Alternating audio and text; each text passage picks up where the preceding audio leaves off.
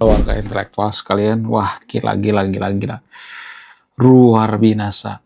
Sepertinya berita ini akan bikin pendukung Iran kejang-kejang kelonjotan berjamaah. Sepertinya video ini akan dibenci oleh warga Konoha. Sepertinya video ini akan di-skip oleh pendukung Iran. Kenapa saya mengatakan seperti itu? Karena baru-baru ini secara mengejutkan Amerika kembali membombardir Iran atau wilayah Iran di dekat perbatasan Irak. Wow, gila, luar biasa. Nah, yang jadi pertanyaan, kenapa Amerika kembali membombardir? Apa alasannya? Padahal kan sudah sempat jeda ya. Kenapa gitu? Apakah ini serangan balasan? Apakah ini nyari gara-gara? Apakah ini sebenarnya teori konspirasi? Apakah ini drama? Jadi di video ini saya akan bongkar sampai ke akar-akarnya. Mungkin pendukung Iran tidak akan kuat nonton video ini karena mereka akan kejang-kejang keloncotan berjamaah. Oke guys, langsung saja kita ke pembahasannya. Mari kita gaskan.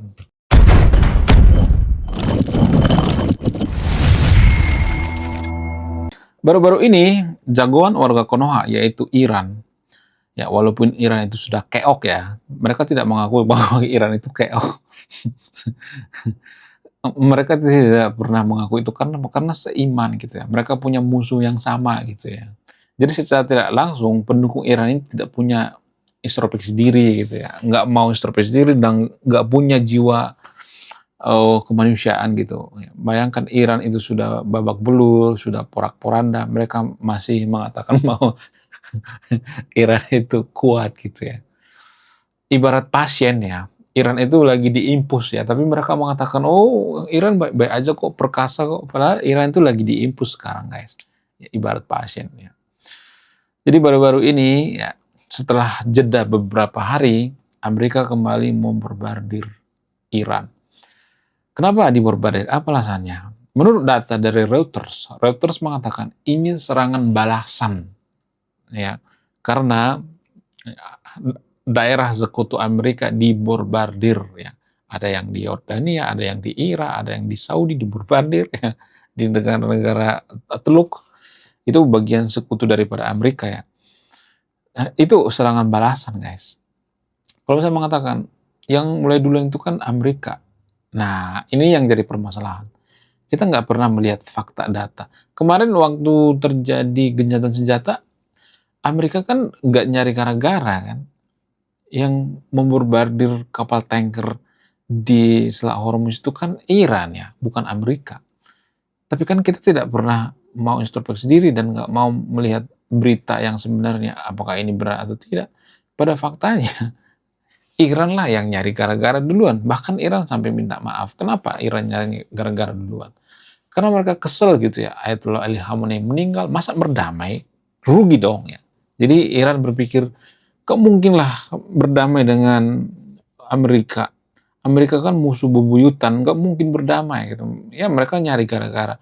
Mereka membombardir kapal tanker di Selat Hormuz. Jadi pemerintah Iran itu terpecah belah guys. Ya, ada yang mendukung perdamaian, ada yang mengatakan enggak usah berdamai gitu. Itulah alasannya kenapa Amerika membombardir Iran. Kemudian Komandan CENTCOM baru-baru ini yang Komandan Sentral Komando Amerika mengatakan kita jeda sebentar kemarin itu karena udah nggak ada lagi mau dibombardir, apalagi coba ya kan rel kereta api udah dibombardir ya, kemudian jalan utama udah dibombardir gitu, apalagi yang mau kita bombardir, kata Amerika. Nah, bagaimana dengan Iran? Apakah Iran akan mengakui? Enggak, karena di Iran itu banyak orang yang mabuk agama ternyata guys. Setelah saya perhatikan, ternyata sekarang-sekarang ini yang memegang tampuk kekuasaan di Iran itu adalah orang-orang yang mabuk agama. Ya, seperti YRGC misalnya. Kenapa mereka itu militan? Apa alasannya? Ya karena mereka punya musuh yang sama dan mereka bawa-bawa agama. Jadi kalau mereka bawa-bawa agama itu adalah perang yang tidak berkesudahan. Ya, kalau sebuah negara itu yang sedikit-sedikit agama nggak bakal berkesudahan. Kita ambil contoh lain misalnya seperti Jepang. Jepang itu ketika diborbardir oleh Amerika, mereka introspeksi diri kan, oh ada yang salah dengan strategi kita, ada yang salah dengan teknologi kita. Ya, teknologi Amerika lebih hebat daripada kita. Mereka nggak mau gitu ya, nggak mau memperpanjang masalah. Ya udah nyerah aja deh gitu ya, langsung nyerah tanpa syarat.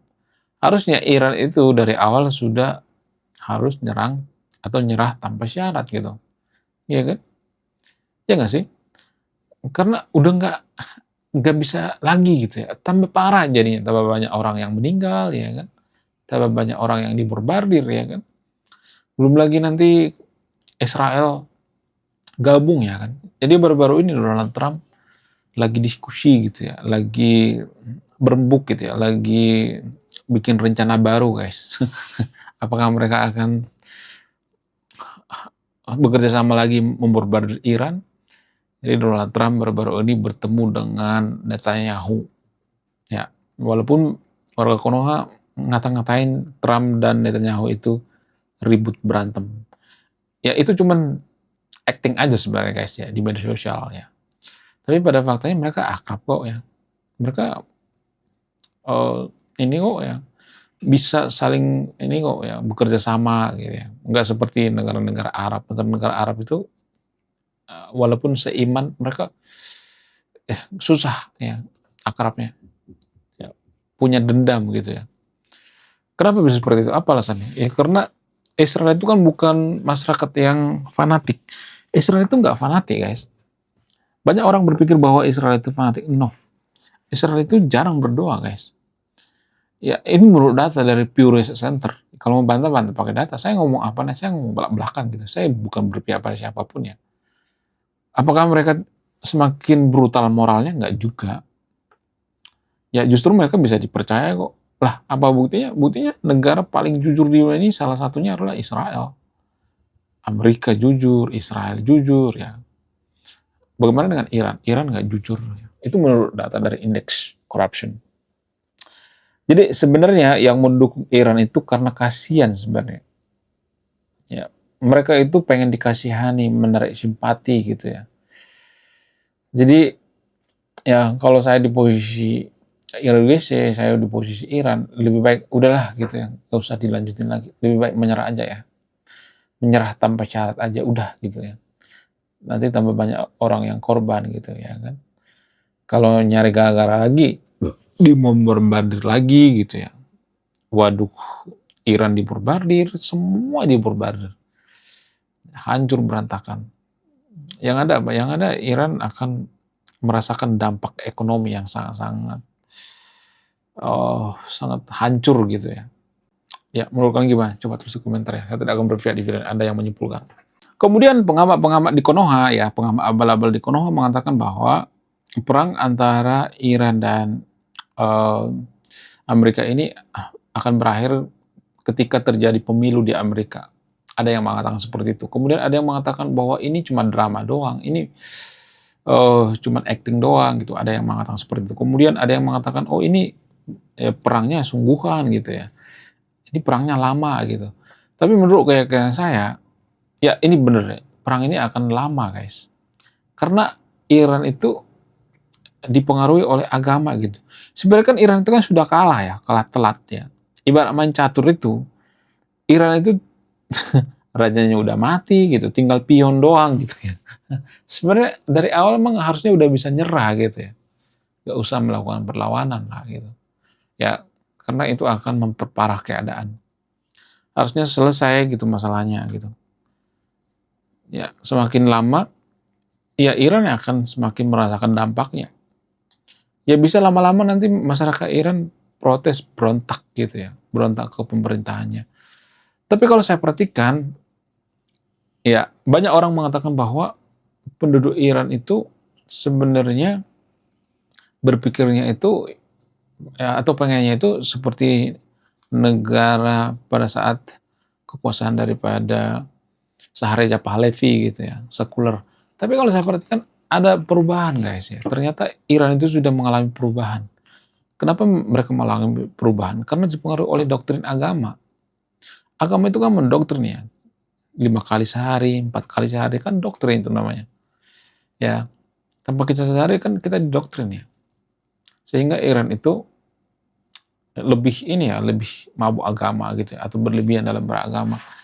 Kemudian ini dipengaruhi agama guys ya. Kalau misalnya nih Iran itu masih mayoritas beragama Zoroaster, apakah Iran berakhir seperti ini? Enggak. Jadi agama sangat mempengaruhi. Kenapa agama itu mempengaruhi kemajuan suatu bangsa atau pola pikir suatu bangsa? Karena banyak keputusan kita sehari-hari itu dipengaruhi oleh agama, penafsiran agama, tradisi dalam beragama, kemudian dogma-dogma agama sangat mempengaruhi. Ya, mustahil seseorang itu kalau beragama nggak dipengaruhi oleh agamanya, mustahil sekali. Jadi kalau suatu negara itu salah pilih agama akan selesai. Apakah Konoha itu salah pilih agama? Saya tidak akan menyimpulkan. Ada yang menyimpulkan. Tapi menurut saya pribadi, ciri-ciri negara yang salah pilih agama itu mereka membenci suatu negara itu tanpa sebab akibat gitu. Ya, kemudian mereka punya musuh bersama biasanya. Suatu negara misalnya. Kemudian mereka rela berbohong demi menutupi aib gitu. Atau menutupi kesalahan gitu ya. Kalau seiman mereka akan membela mati-matian gitu. Nggak ada kejujuran gitu. Ya, mereka rela berbohong demi yang seiman. Jadi ya ini ciri-ciri sebuah agama yang ya menurut saya pribadi itu nggak cocok diterapkan di suatu negara. Kemudian kalau ada agama yang ngurusin politik ya, sedikit-sedikit ngurusin politik, ya pilihlah pemimpin yang seiman, itu yang bikin negara susah jadi negara maju. Ya, nggak ada tuh ya negara maju mengatakan pilihlah pemimpin yang seiman, nggak ada. Ya, jadi itu artinya kalau ada orang yang mengatakan pilihlah pemimpin yang seiman itu berdasarkan agama, ya justru itu yang bikin negara hancur gitu, ribut, berantakan gitu, ya kan? Negara maju nggak ada seperti itu kok. Dulu pernah ya, zaman Eropa, zaman kegelapan, tapi sudah ditinggalkan oleh orang-orang Kristen. Mereka sudah ya menerima gitu. Mereka punya sejarah kelam gitu ya. Mereka menerima itu. Mereka belajar dari situ. Sehingga ya nggak semua tapi di sekelumnya orang-orang Kristen sekarang ini makin dewasa dalam berpikir ya, dalam bertindak gitu. Ya kemudian apakah benar Amerika kehabisan amunisi? Enggak. Itu hoax guys. Itu cuma nyari kelemahan Amerika. Jadi sedikit saja kelemahan Amerika dikorek-korek terus ya, dikorek-korek media. Kenapa? Karena kebencian gitu. Warga Konoha itu benci dengan Amerika. Jadi wartawan itu akan nyari atau konten kreator itu akan nyari berita-berita yang disukai oleh warga Konoha. Ya, yang bikin bahwa Iran itu kalah gitu. Ya sorry, yang bikin bahwa Amerika itu kalah, bukan Iran yang kalah. Tapi pada faktanya yang kalah itu kan Iran. Anak TK juga pasti tahu ya, kalau anak TK yang jujur ya, bukan anak TK yang kena dogma gitu ya, atau kena semburan gitu ya, semburan larva gitu. Menurut kalian gimana? Coba tulis di komentar ya, saya tidak akan berpihak di video ini ya. Belum kita lanjut. Jadi guys, kemarin ada yang nanya, lu apa sih kontribusinya bagi negara ini? Kontribusi saya ini guys ya, nulis buku, judulnya Budi Tanpa Pekerti. Ini temanya bahas tentang agama. Kemudian sama luka, kisah dalam buku ini ada seorang kiai bingung memilih antara menyelamatkan hutan atau menyelamatkan 1000 anak yatim. Link pembeliannya ada di pin komentar video ini. Jadi endingnya apa ya? Saya penasaran ini. Saya jadi penasaran ini isinya apa. Bapak juga beli ini. Link pembeliannya ada di pin komentar video ini. Oke guys, sekian video ini. Saya Warga Intelektual, salam rasional.